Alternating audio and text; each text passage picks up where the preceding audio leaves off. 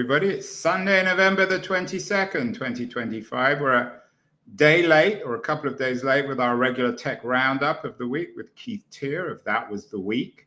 It's because I'm in Washington, D.C. I've spent the last few days here. Ooh, interesting, Andrew. Something happened. You may have to start again. Luckily, this is a live recording as opposed to a live show.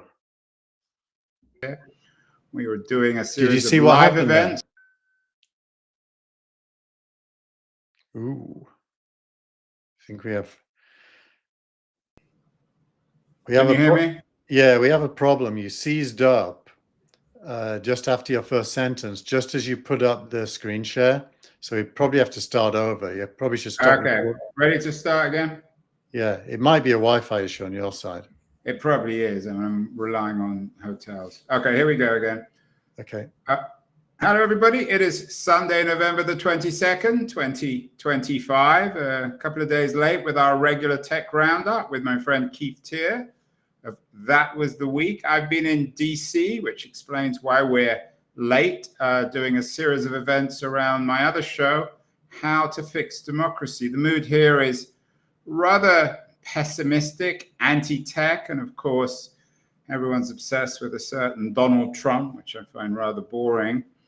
So I was enthused that Keith led this week with a positive newsletter around an old friend of mine, Peter Leiden, who's the publisher of The Great Progression, an excellent Substack newsletter. Leiden has a new book coming out in 2027 called The Great Progression, about how tech can save the day, or at least innovation. Keith, did you see my show a few months ago with Leiden? I watch all your shows, Andrew, avidly.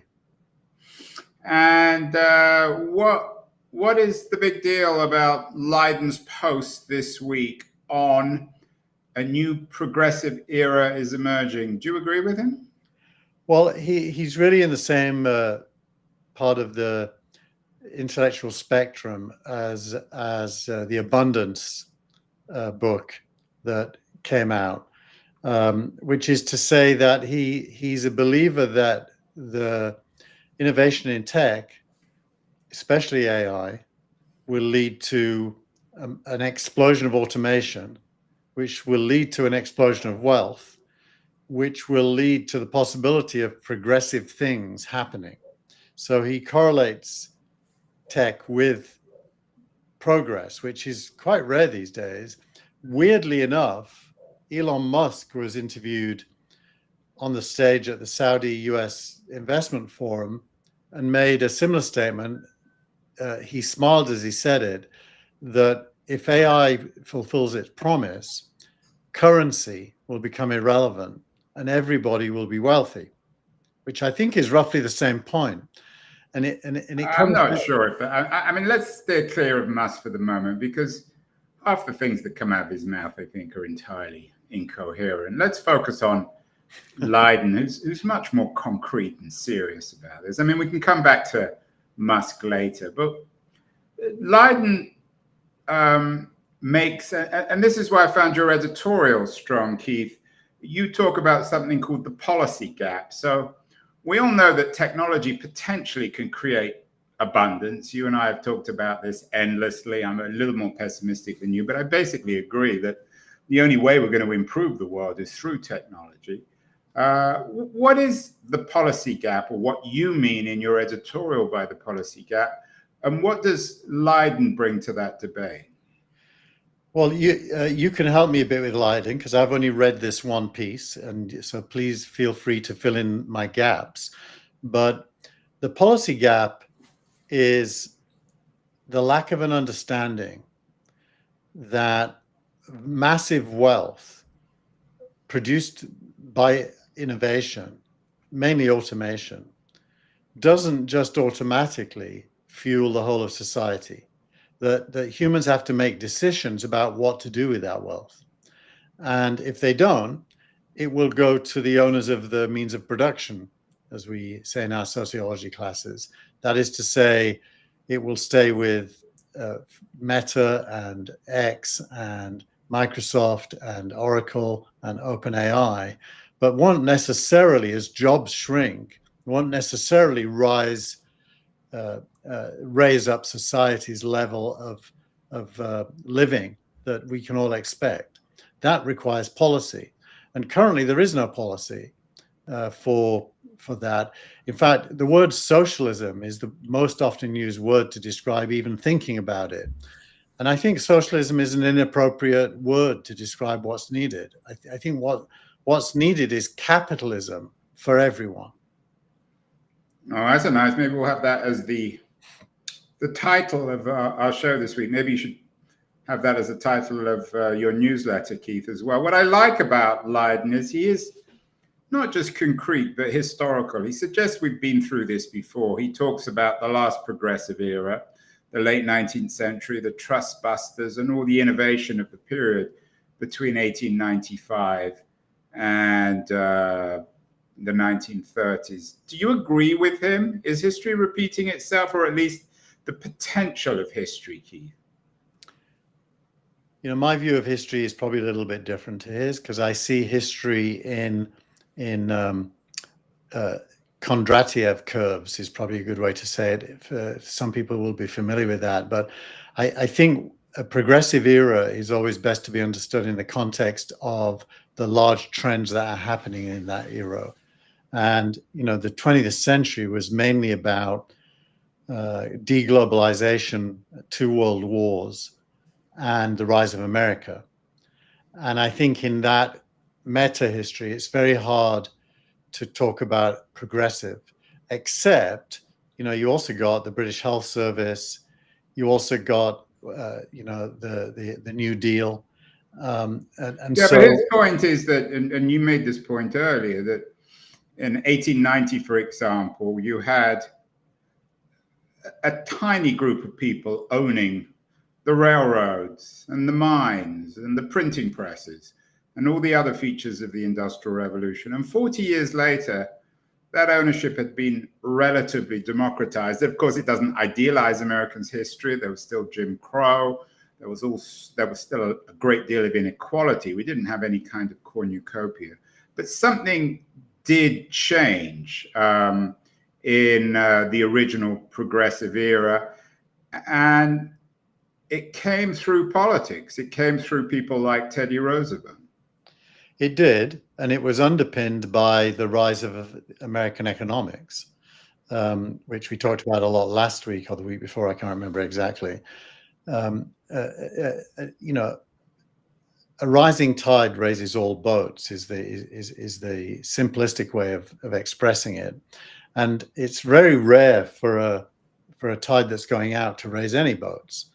And so today, the big question is this the beginning of a rising tide, or is it not? And if it is, we probably will see progressive era, as he argues, which means that there'll be more wealth produced and therefore more to go around, and likely greater distribution of that to society. Not equality, not fairness.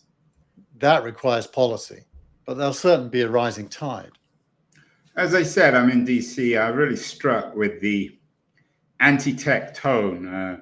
I met with some people I went to grad school with, some of whom are quite prominent now in universities. They're complaining about AI, and they're sounding, the old elite at least, are sounding increasingly reactionary when it comes to tech. I know that you've often been making this point, but I was really struck with it this week. Yeah. Well, it's almost personal, isn't it? It's even your comments about Musk earlier tell me that you've got a bit of it as well, because he whatever you think about him, he is a fantastic innovator. Well, no one's doubting that. Yeah, and so I mean, I would acknowledge that. I mean, I want to come to his points later, which sound to me absurd, but maybe you can convince me otherwise. Yeah, but you know, I think that anti-tech is really a throwback. Unfortunately, I actually know my history, so I'm going to refer to things that may not be common knowledge, but it's a throwback to anti-monopolist politics of the Stalin era, where the left became anti-monopolist and state monopoly capitalism became the bogeyman for the left. And this idea that capitalism produces big and big is bad is quite deep. It's, in the intellectual history of the left. And I think we're just seeing the modern form of that. Yeah, but yeah, I mean, I wouldn't disagree with that. Let's get to some of the points then of Leighton's essay, which you really rely on. There's obviously artificial intelligence, which goes without saying, but he talks about a basket of new technologies. He also talks about clean energy technology, climate change, nuclear energy. Do you agree with him? Mostly. I don't. I'm not enough of a scientist to opine on climate change, so I'll avoid that one.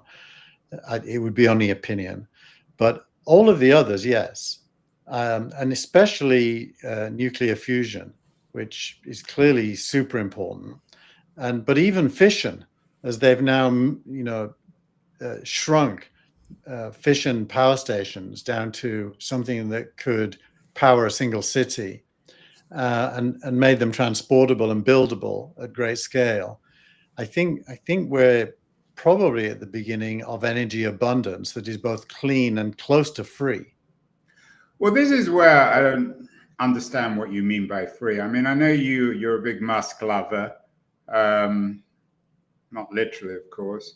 But I actually don't think that if you're critical of Musk makes you critical of technology. I mean, Musk is just one entrepreneur who many people object to for different kinds of reasons. When he talks about everything being free, how can energy be free? I mean, especially speaking in Saudi Arabia, we know that the Chinese are pioneering clean energy, but it's not free. Well, they're investing billions, probably trillions of dollars in energy. Yeah, we probably can't play the clip, but the clip, it's hilarious. What happens is, the other two are encouraging him to pontificate on the future. Who are the other two? There's the NVIDIA on the guy. left is the minister from Saudi Arabia for innovation, basically. On the right is Jensen from NVIDIA. And they want Elon to say something very futuristic. They're egging him on. So he does. He says, look, if AI and robots can produce food, homes, clothing, pretty much at zero cost eventually, then by definition, money will become irrelevant because you won't need money to buy. Again, wait. But let me just wait. I'm not asking you to believe him. I'm describing to you what he said. Now, of course, the other two were aghast because their nightmare would be that money becomes irrelevant and energy becomes almost, well, in the case of Saudi Arabia, the energy could almost become free, as in zero cost of production for every incremental gigawatt. And the reason he's saying that it was in the context of a discussion about putting nuclear power stations into space, which was a very tangible and practical thing that he thinks he's going to do. Why? Because and not just nuclear power stations. He made the point that the power of the sun is unlimited in orbit because it doesn't have to go through the Earth's atmosphere. And the ability to put data centers into space, feeding off the sun, is very real and tangible. And it was part of his whole abundance talk. And he was just extrapolating. It's just math. He just was making the point that as the cost of producing things tends towards zero, the price of things, other things being equal, should also tend towards zero.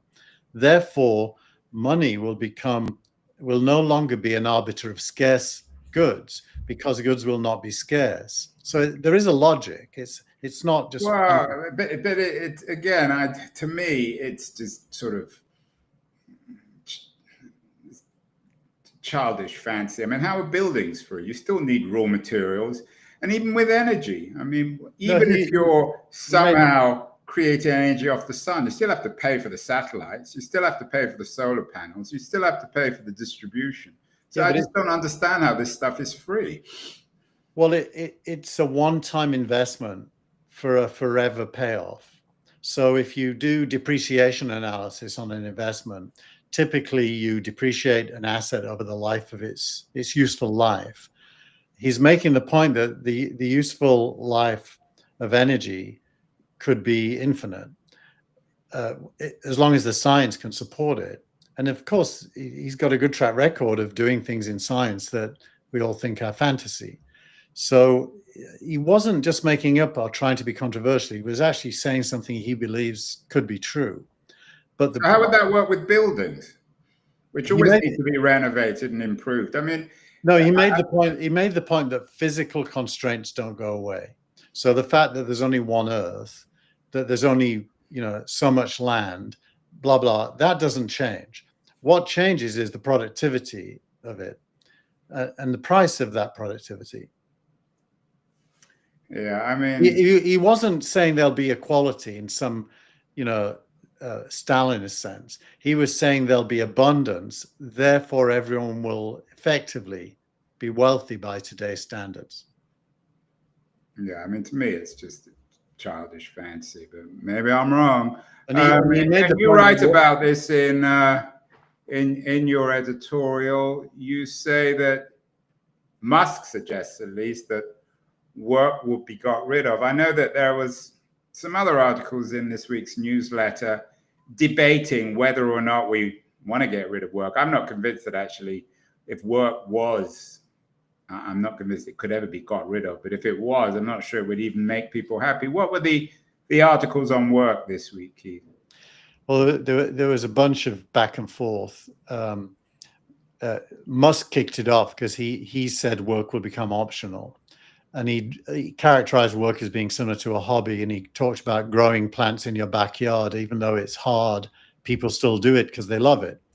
And therefore, people will still do things, but it will be optional. They won't need to do things to live. David Freiberg and Ro Khanna then had a big debate, also in this context. Ro Khanna, of course, is the Democrat who I think I'm right in saying he voted for the end of the... No, he didn't want to vote for the end of the government shutdown. That's right, last week, shutdown. And David Freiberg is on the All In podcast. They had a similar debate really about technology as progressive versus needing to be regulated. And there isn't a spirit in Ro Khanna. I kind of thought I liked Ro Khanna, but as I listened to him on this topic, there's no spirit of adventure in his view of the future. It's all really about government limiting what... So how should it work? So as I said, Leiden talks about state capacity and really radically reinventing government.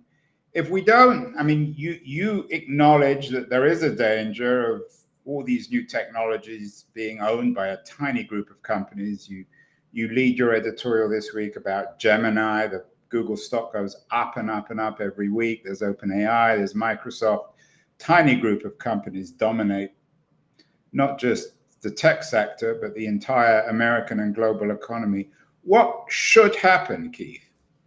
Well, firstly, that should continue because the only rational way for humans to produce wealth is through massive efforts, funded massive efforts, and government is the least likely. So this idea of the state having capacity, I disagree with Leiden on. The state is your worst nightmare innovator. It just doesn't have the people or the mindset to innovate. So this idea of state capacity... And I'm quoting Leiden here, said, we need strong state capacity, which means a decisive national government that can execute in an efficient and highly effective way. You disagree with that? Well, I like his phrase, a 21st century government sitting on top of AI that can lead innovation. If he went one step further and said the likelihood of that happening short of a revolution is zero. I mean, the Democrats certainly don't seem to. Okay, so you don't agree with that. So you don't agree that that there should be something called state capacity. You acknowledge that a tiny handful of companies are dominating this economy and monopolizing products and resources. How are these resources going to be shared? If you ask me to answer that, it won't surprise you to know that none of us know the answer, but we all believe it has to happen. Why? I think why should it happen? It hasn't happened yet. It didn't happen in the Web 1 or the Web 2 revolutions. Why should it happen now? Actually, I think it has happened consistently through history, that wealth produced by advances in technique have led to everybody becoming wealthier, always. But that's again, I mean, you're strongly disagreeing with Peter Leiden, who in his analysis... Only on one point, which is, who should we look to? And he doesn't really answer this, by the way. He has phrases without actors. Who should we look to carry out this transformation? People. It isn't I don't want to speak on behalf of Peter, but he's not here, so I can. He makes it clear that what happened I mean, whether he's right or not is debatable, but he does make it very clear in the essay that what happened in the original progressive era was you had a series of what at this time seemed radical political changes to rein in these dominant monopolists. I mean, that's his argument. I think that's a simplification. What also happened is we had these amazing technologists that invented things. We had trade unions, we had political parties. I can't think of very many governments that for more than a very short period of time represented progress. So you're rejecting the whole antitrust, anti-cartel initiatives of the 1890s through the First World War? You're saying they're irrelevant? No, I see them as minor tactical. Okay, so you think they're minor. So you're still not, you can't just say, well, it's just going to happen. How? Well, the wealth bit is just going to happen. The wealth bit. Where it gets distributed isn't just going to happen. So the wealth piece, humans are very good at improving human society, and against popular opinion, I would say improving the earth. And that just happens because we're curious, we push. Sometimes things get accelerated like they are now. And that... Could you give an example? I mean, a lot of people argue that certainly at the beginning, the Industrial Revolution created massive suffering and inequality. And even now, still a great deal of poverty in the world. It wasn't more unequal than the feudal era that preceded it. That was even more unequal. Well, that's historically debatable, but I still, you can't just say it's just going to happen like magic. Well, human beings and technique do just happen. Why? Because we have innovators, scientists, entrepreneurs who stay awake all night trying to do things, and they're successful over and over and over again in history. We have got better and better and better. That just happens. That just happens. Even in bad societies, there is innovation. What doesn't happen is society flowering as a result. Or the reallocation of resources. I mean, if this revolution continues as it is, how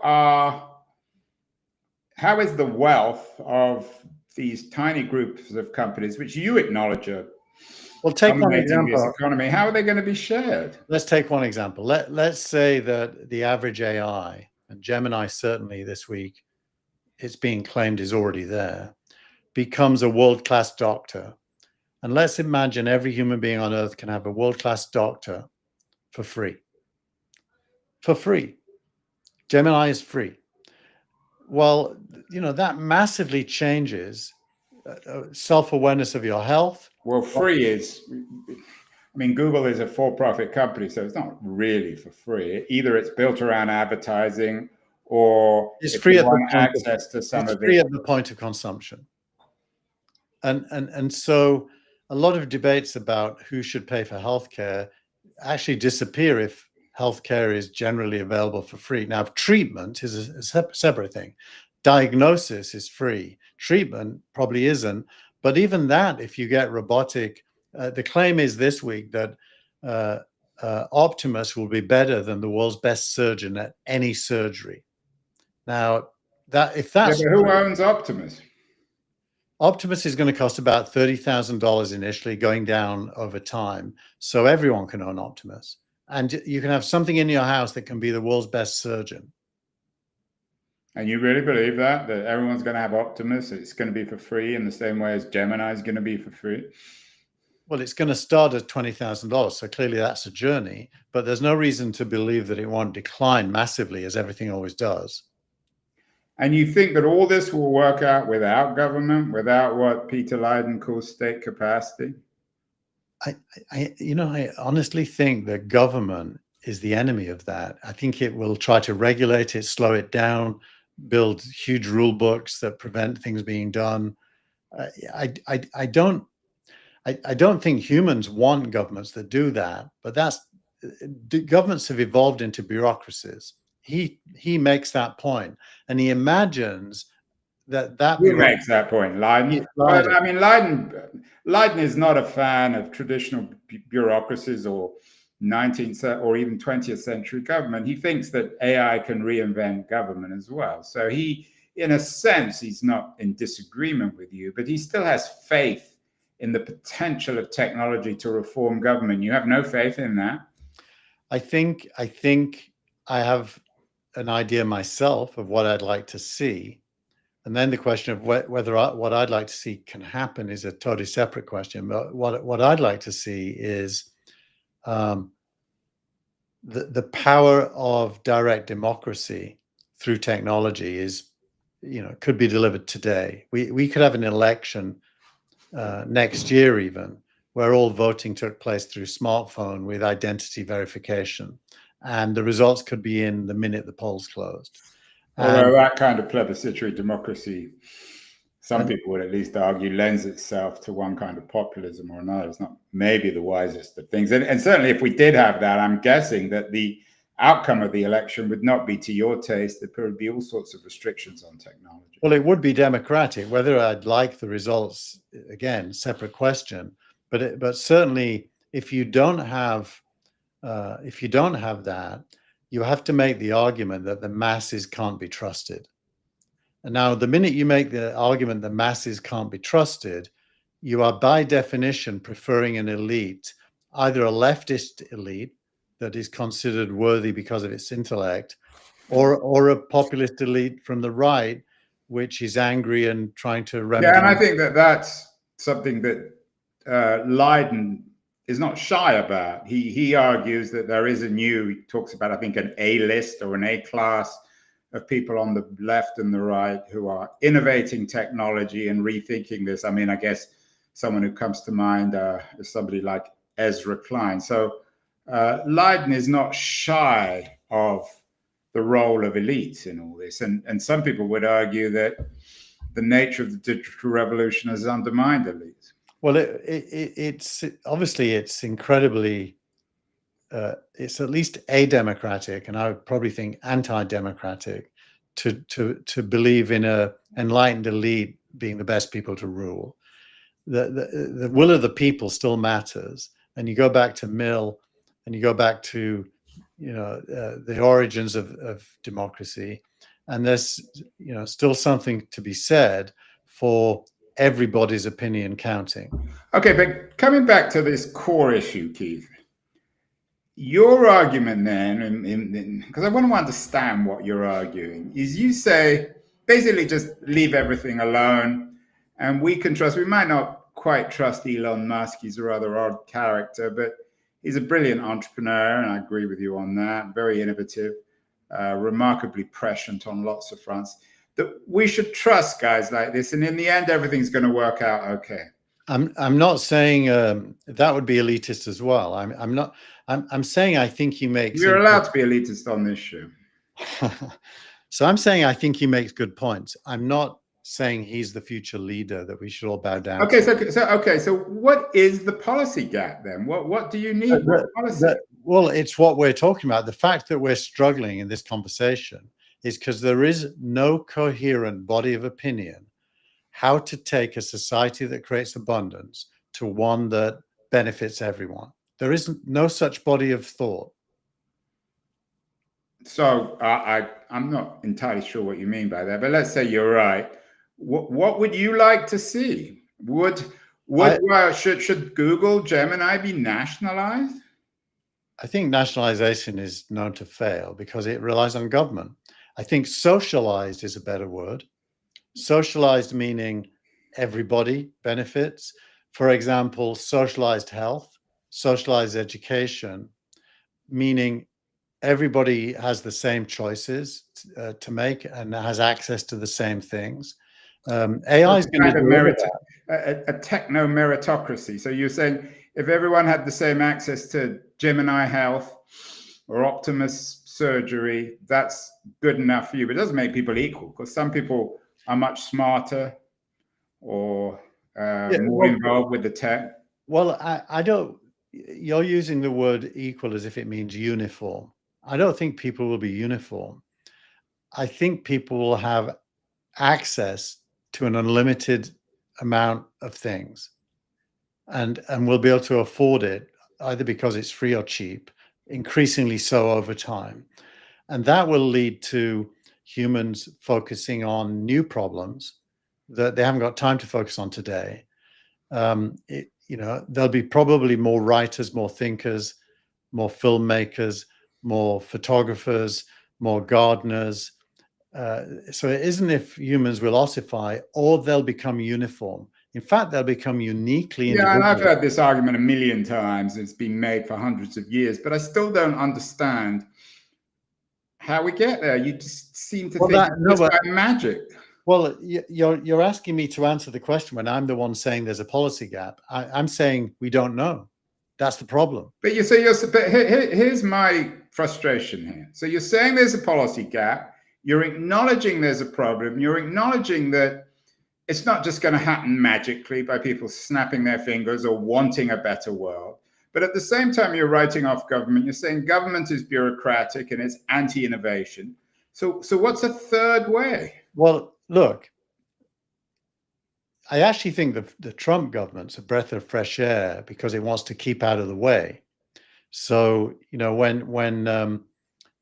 when David Sachs goes to Trump and says, let's let AI be, and let's not allow the 50 states to become 50 regulators, and Trump says, yes, I agree, and says so at a conference this week, to me, that's good. That's government understanding that it isn't good at playing the role of innovator. And when it has that regulator instinct, it believes it's acting on behalf of. Yeah, but you're not answering my question. You're saying that surely you're not arguing that what you call the policy gap, the way to fix that is somehow Donald Trump is a pioneer of it by basically just staying out of the market. I'm not saying that. Part of what I'm saying is that government right now, I like the fact that it keeps its hands off. That said, the policy gap is begging for somebody to fill it. And if I filled it, if I wrote a manifesto, it would be something along the lines of, as long as currency remains important, let's give some to everybody and let them buy the things that abundance is creating, everywhere in the world. But if there's abundance, you don't need money because there's no value, right?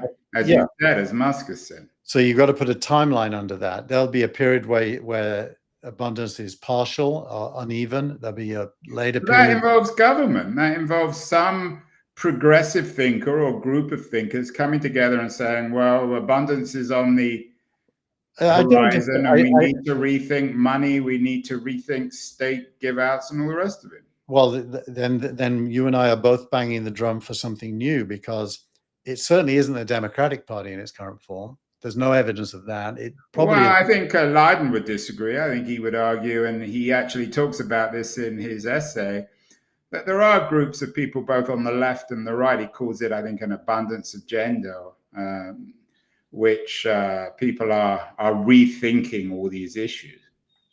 great. Rethinking is a good start, but it's not a complete, there's no manifesto yet. And it certainly isn't popular amongst other Democrats. Well, I think Leiden is developing the manifesto, a new in the Great Progression. It's going to be the title. Yeah.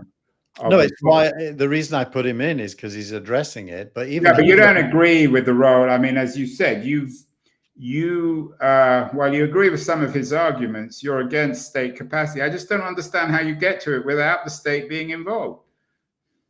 I'm not saying the state won't be involved. I'm saying the state is unlikely to provide a solution any of us are going to be happy with.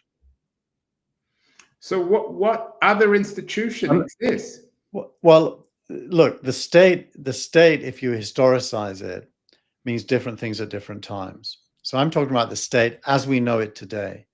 Could Leiden conjure up in his imagination and then bring to life a state which is closer to Marx's idea of withering away because it becomes unnecessary, possibly? It's no longer a state. Yeah, well, that and you know, withered away state. Marx for sure felt that governments under abundance would wither away and just become bureaucracies serving the needs of the people. That sounds pretty good to me. Yeah, but he was wrong. Well, he's certainly wrong in the 1800s. Why would it happen in the 2020s or 30s when it didn't happen in the 20s and 30s? I suspect you don't mean that question because obviously the missing ingredient is abundance. If you have abundance, obviously all the variables change. So you really believe? Again, I'm mystified. You believe in? I mean, I take your point on AI and a kind of intellectual abundance, a type of intellectual abundance. But that doesn't mean that everything else is abundant. Doesn't mean that we started with this. Maybe we're repeating ourselves. Energy, building materials, food. Why are they abundant? Well, energy only becomes abundant if you can produce it, an unlimited amount of it, close to zero cost, which clearly solar from space is the latest discussion about whether that's possible. But I also think nuclear fusion is showing promise. I don't believe in it yet. So just to be clear. Yeah, it still involves cost, massive investment in nuclear power plants. But I think the right question is, what does a bottoms-up transformation look like, not a top-down transformation? And I think Peter seems to be focused on a top-down transformation. I would want to fill in some blanks on what a bottoms-up transformation looks like. Okay, well, I keep on asking the same question, Keith, because I'm not getting a clear response from you. Do you have any even abstract ideas of what this bottoms-up initiative would look like? Well, I think it starts by people who lose their jobs due to AI requiring society to give them a living standard. But when you say requiring society, that means the state. The state. I mean, someone has to make. Okay, so I take your point. So you have, I don't know, 50% of the population who are unemployed because of AI. They'd have to go to the state, wouldn't they? If the state's prepared to say yes, I think that's very unlikely. I think the state is not going to be the progressive instrument of this change. I think it's going to be people power more than state power. Now, does that create a new state, as Peter Leiden imagines it might? Possibly. And then the state can become an instrument of the people. And if it does, then it can do progressive things. But the state, as we know it today, is unlikely to do that. And what about if the people go to the corporations? If Gemini, for example, is as ubiquitous and dominant as you said in terms of creating abundance, could Google replace the state, or Alphabet, or OpenAI, or Microsoft? I hope not. That would be worse because they're self-serving. The essence of capitalism is organizations have to be selfish in order to succeed. I'm not judging them for that. I think it's part of capitalism. Individuals also have to be selfish, as in, I'm not prepared to be unemployed and in poverty, and out of that comes resolution. But for the resolution to happen, out of that comes resolution. You come up with these phrases, but they don't mean anything. How can you out of that comes resolution? Well, how did the French get rid of the monarchy and the feudal aristocracy? They had a revolution and chopped off the king's head.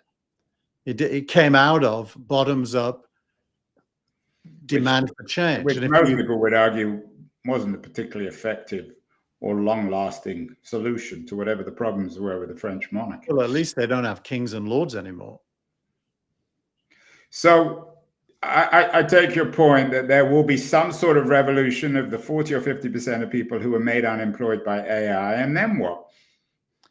Then we'll see. I mean, there has to be leaders. I'm probably not the leader of this. I'm the wrong generation, but there needs to be young leaders who want the amazing ability of humans to produce wealth and abundance, to benefit everybody, and to find vehicles through which that can happen.